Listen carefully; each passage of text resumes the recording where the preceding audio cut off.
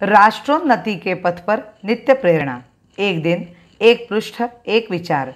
श्री गुरुजी समग्र 12 खंडों का संक्षिप्त रूप भारतीय विचार साधना पुणे द्वारा प्रकाशित किया गया है।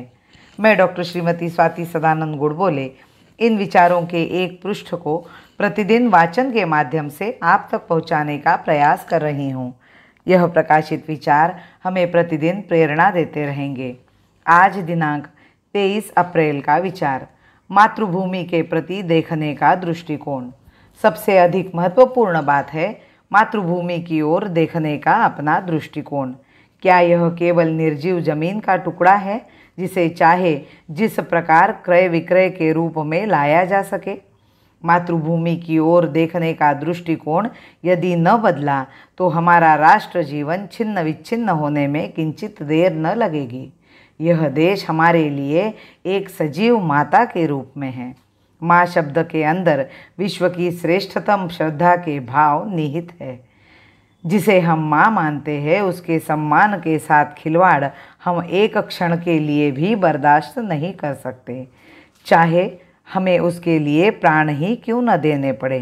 पर मातृभूमि की ओर बुरी दृष्टि से देखने वाले को सहन नहीं कर सकते। यह मातृभाव ही आसे तू हिमाचल फैले इस विस्तृत भूभाग के कण कण के प्रति हमारे मन में श्रद्धा का जागरण करता है। फिर यहाँ के पेड़ पत्ते, नदी नाले, पशु पक्षी सब हमारे लिए पूज्य बन जाते हैं। इसके कण कण के प्रति पावित्र्य और एक एक कंकड़ में ईश्वरत्व का साक्षात्कार होता है।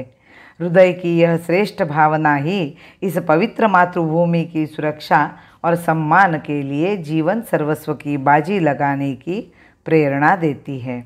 राजस्थान की शुष्क मरुभूमि की एक एक इंच भूमि के लिए हजारों लाखों राजपूतों का बलिदान इसी भावना की अभिव्यक्ति है।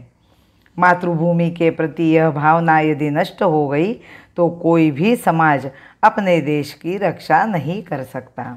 क्या अपने समाज में मातृभूमि के प्रति यह उत्कट भाव आज जागृत है? मैं साधारण लोगों की बात नहीं करता। जब हमारे श्रेष्ठ पुरुष भी कहते हैं कि अमुक भाग में घास का एक तिनका भी नहीं उगता, उसके लिए लड़ाई झगड़े क्यों किए जाए? तब तो यही लगता है कि मातृभूमि के प्रति हमारी निष्ठा समाप्त हो गई है।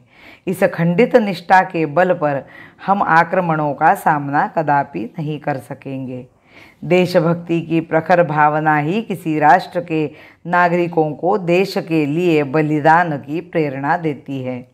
वह भक्ति, वह श्रद्धा ही समाप्त हो गई तो बलिदान की भावना का स्रोत ही सूख जाएगा।